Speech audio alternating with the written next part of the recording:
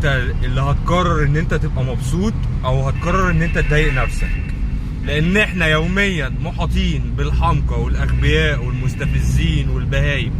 فلو انت فضلت ان انت تتضايق على اي موقف وتتعصب على اي موقف، انت اللي هتتعب.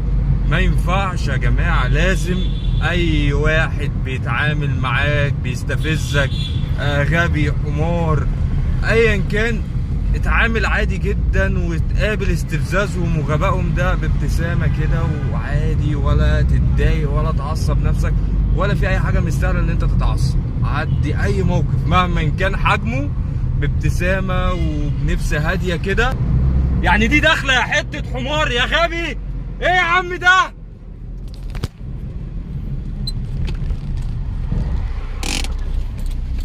تعالى بقى.